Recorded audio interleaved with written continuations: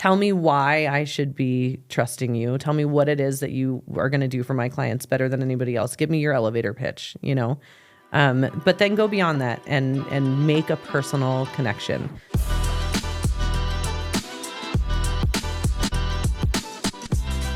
All right, everybody, welcome to another episode of Connections That Matter, where we tell the stories from the Northern Colorado business owners about how to make connections that truly matter to you. Today, we have a great guest, Jessica Spears. She's with eXp Real Estate. And Jessica, welcome to the show. Thank you. Thank you so much for having me, Andrew. Well, Jessica, I'll tell you, as someone who builds communities and networking groups, real estate agents are one of the first people that are trying to get into the groups, trying to build, because it takes such a vast network to get more homes sold, get more homes bought. But just real quick, tell us a little bit about you. Yeah. So again, Jessica Spears with eXp. I have been helping folks buy and sell residential real estate since 2019. I absolutely love it. I've lived in Northern Colorado for almost 15 years now, kind of up and down the Front Range for 20. 5 children, happily married, 3 dogs, 2 cats, living the dream in Berthoud.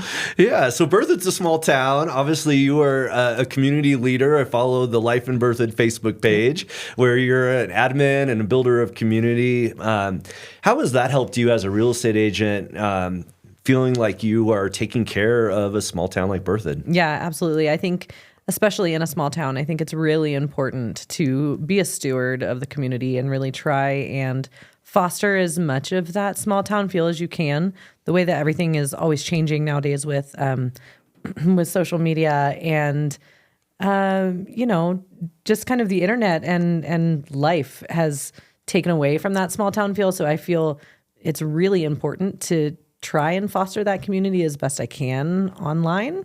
Which is sort of an oxymoron as I'm saying it, I think. But it's been important to me to continue having that small town feel in an internet community. So that's what I'm trying to do for sure.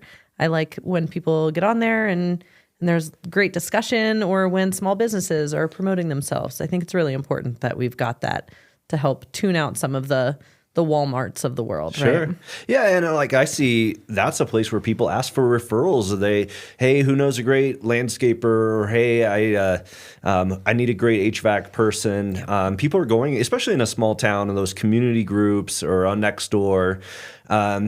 But sometimes these groups, they have admins and there's different rules. And so you don't want to have where people are getting sold to or spammed in. And so when you're cultivating a community, what is your coaching around somebody who might want to ask for a recommendation or promote their business in a way that is not salesy and something that actually adds value to the community you've created? Sure. Yeah. So I say that life in Berthoud is lawless. So people are allowed to do whatever they want, which is maybe backfires a little bit because sometimes it does feel a little spammy. But I think the way that people can combat that is by telling a story in their post, making it personal rather than just like, hey, we do backyards. It's more like, man, picture yourself sitting out in one of those crisp Colorado evenings around the fire pit. We're going to help you get there. We're going to help you achieve that dream.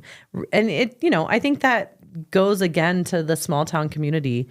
If you met somebody on the street and you want to earn their business, how are you going to do that? Are you just going to walk up and shake their hand? Hey, I want to make your backyard pretty. No, you're going to try and sell to them in that same kind of way. And the way to do that, I think, is by making them think about it and imagine it. So hoping that people, post that way to try and find their folks.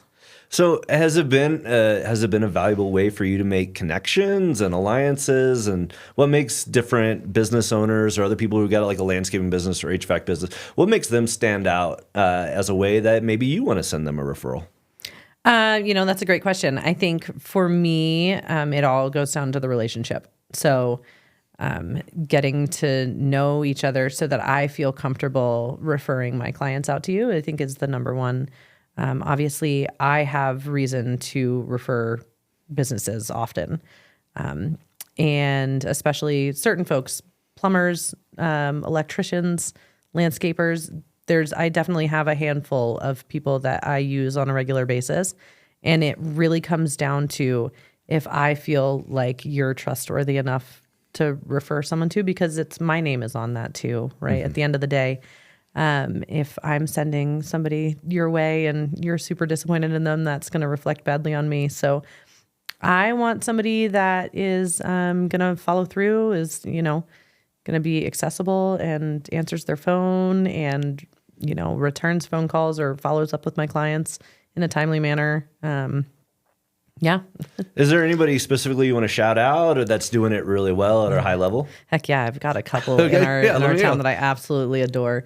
Travis Lafort and Lafort Built are probably my number one referral partner. I absolutely adore them. They're so good at what they do and really have built their own little community that I think is phenomenal. And then we've got Zach with A+ Heating and Air. So I started Former working. Podcast guest, yeah. I started working with Zach before I was a realtor. Okay. So we go way back, and he is phenomenal. I know for a fact that he will take care of my clients, and that is so invaluable to me. And then of course we've got AGT Landscaping, and I think that they are also really wonderful. One thing I really like about them is that Alex, the owner, is on site from start to finish. He's the guy. You're not getting a random superintendent or like a different guy every time. It's always Alex who you're dealing with. And I think that is a wonderful, wonderful thing for his clients. Yeah. And with Travis, I know you've been in business since 2019, but you recently joined the chamber. I went to your grand opening, and you did it with Travis as like a co-event. And how did you first meet him? How did you set him up where he was the first name out of your mouth, where you're like, yes, no, let me tell you about Leffer Construction. What was that process like? Yeah, I actually met him through a mutual friend. So, or maybe that's not the right way to say it. Someone that I know had their basement remodel done by him, and he was specifically looking to buy properties in Berthoud, and she said, you should talk to Jessica. So that was the connection. And it's been an excellent, we've got a great business relationship. I've helped him buy numerous properties in Berthoud, to remodel, and yeah, it's been great. He's been wonderful for me to say, hey, clients, you want to finish your basement? Or I recently had I had a client that bought a nearly $3 million house and gutted it and put $1 million into a remodel in it, which is crazy. But the only person that I could have possibly trusted to refer them to was Lafort. I mean, hands down, I didn't even hesitate for a second to say, oh, you're going to spend $1 million on this remodel? You should talk to Travis. Yeah. Well, so since 2019, I bought some real estate in 2020, and things were crazy. It was like you'd list an offer and it would get $1 million. But now things are different, right? The market has changed. I mean, obviously you follow the market closer than I do, but I'll tell you a quick story. I just had a HELOC. I applied for a HELOC. We moved and had some opportunities to do that, but they pulled my credit, and then whatever happens there. I've gotten maybe 100 spam messages today of people will be like, hey, I have wholesale rates and all this. But I imagine if the mortgage lenders and stuff, financing, if I had that many people after one buyer, me, I would imagine that someone like you, they're also trying to get your attention and take you out to lunch. Absolutely. So what is it like, industry professional to industry professional, getting those kind of synergistic relationships? Yeah. I get the, hey, can I buy you a coffee regularly? Okay. It's like, oh gosh, listen, I appreciate it, but my time is more valuable than a coffee. So my favorite, I'm going to tell you a quick story. Yeah. My favorite was one that called and said, hey, can I take you out for coffee? And I was like, listen, if you want to take me out for tacos and tequila, I'm there. And sure enough, she was like, okay, yeah, let's do it. That was a great lunch. It was fun. So yeah, we work great together now. And that's how I knew. No, I think that it's, honestly, it's catching me at the right time on the right day. If I answer the phone and I'm in a good mood and I've got time in my schedule, yeah, we can probably go do lunch or coffee. At that meeting, though, you're going to have to impress me. I know that sounds so stupid, and I don't want it to come off as, like, ugh. But I get so many of those phone calls, And again, it's really important to me that I'm able to refer my clients to people that I think are trustworthy. So if you want to take me out to lunch and pitch your services, hopefully you're going to follow through when you get home. I hope that you're going to send me an email with any information that we talked about at that meeting that, can help me pass stuff along to my clients.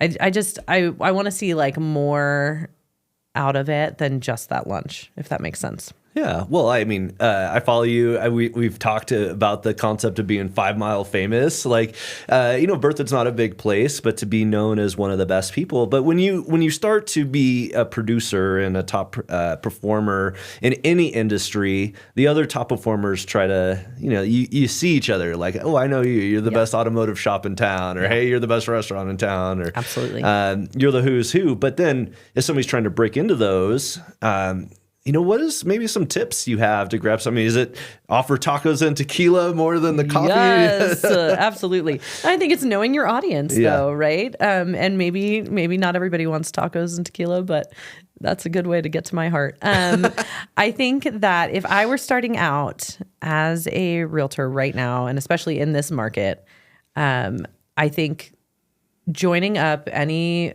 I'm going to plug you here, but any networking group that you can possibly get into, whether it's with Andrew, obviously the right choice, but since I have that slot already cornered, I think that is the number one thing you can do. Just meeting the big fish, meeting the players and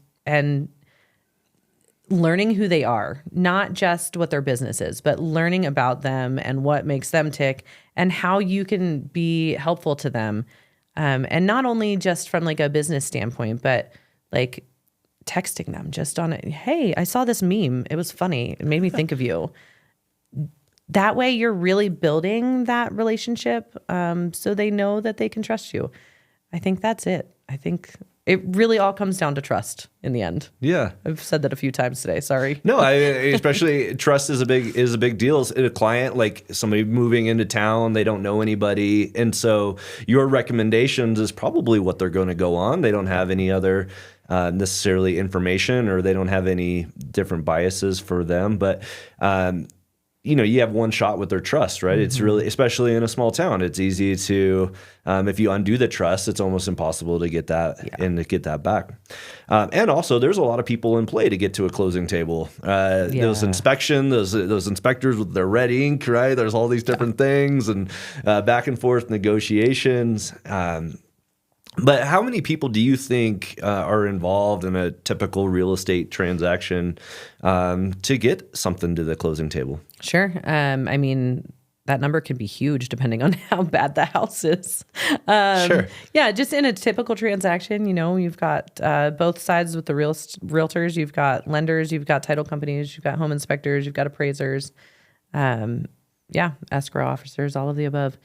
But in an unusual transaction, we could have structural engineers, we can have plumbers, electricians, roofers. It can really get pretty big. My vendor list that I give to all of my clients is, I want to say it's up to like 54 vendors now. Okay. And what does somebody got to do to get on that list? Yeah, just call me, buy me tacos and tequila, and we'll talk about it. Yeah. No, I mean, honestly, I think that I've got the who's who of, I don't want to just say Berthoud because it's a little bit outside of that too. I get a little bit of Longmont, a little bit of Loveland in there because Berthoud is small. We only have so many resources for ourselves. But I like to think that the folks that are on my vendor guide are people that you can count on and that aren't going to let you down for sure. If I send you there, you're going to call me and say, thank you, Jessica. That was exactly who I needed. Yeah, and that's cool. The concept of a vendor, especially as a real estate, like I see that like event venues or wedding planners will have, hey, here's my recommended DJs and florists. But as a real estate agent, who's the movers? Where do I take my dog to the vet even? Exactly. So how did you put that together? What was that process like? Yeah. So actually, I'm working on revamping it right now. I don't know if you caught my post in Life in Berthoud like last week. Check it out. Yeah, I said, hey, I need to know all the business owners in town because I'm going to make it a little more extensive, right? But basically, my process was just as I worked with someone, if I liked them, I added them to my list. And then kind of it just grew organically from there, I guess. It's changed over time. There have been days when some of the folks decided that I didn't want to work with them anymore, or, maybe they let a client down more than once. That happened with a mortgage broker that I had been referring people to. I had to cut him from my list eventually because he wasn't returning phone calls quickly enough. Sure. But basically, yeah, organically, I just kind of grew a guide and I said, I think I should put this on paper so that I have an actual tangible thing that I can hand to people and say, here you go, welcome to town. Yeah, and I think a lot of tradespeople, they want to get as many real estate agents as possible. Yeah. They want to get, hey, I'll have all of these different connections. But for you to have loyalty, I would imagine is key, especially if there's a deadline coming up and you need to get somebody in there that they take your call. Yep. And so what would be your recommendation? Is it, because people are trying to get new business, I want to make a lot of additional connections, or feeling like they got to break in and feeling like they have loyalty and producing with you where, that might move them to the front of some of the other people on the list. How would you recommend somebody going about all that? Yeah. I mean, again, I think it's going to come down to just the personal connection. So I do think it is invaluable when I am under a deadline and I can call my plumber and say, hey, I really need you out there today. Can you make it happen? And he says, yeah, absolutely. I got you. In order to get on my good side, I feel a little too hoity-toity for this, but if you want to be on my list, literally call me, tell me that you are interested in being a referral partner, take me out for tacos and tequila, let's chat, let's figure out what that looks like. Tell me why I should be trusting you. Tell me what it is that you are going to do for my clients better than anybody else. Give me your elevator pitch, But then go beyond that and make a personal connection so that when I think of you, there's hundreds of roofers out there. Who am I going to call? It's going to be the one that I have the personal connection with, right? Yeah. Yeah, and we've been talking a lot of like the downstream referrals, the people that you're referring to. But, as a real estate agent, there's people upstream, right? Like weddings, maybe family law attorneys, people in retirement. Is there any connections that you're looking for? People's list that you're trying to get on? Yeah, absolutely. This is going to sound terrible when I say it, but I would love to be on a divorce attorney's list. Yeah. It sounds so bad, but I've done a couple of divorce transactions before, and I really feel that I have a special knack at navigating them. So I would love to continue to do them, even though they are a little dark. Do you take the attorneys out for tacos and tequila too? I absolutely will. Absolutely. Okay, so family law attorney. Anybody else connections that you're looking for? Just beyond that, people that. No, I don't know that I am right now. Actually. Okay.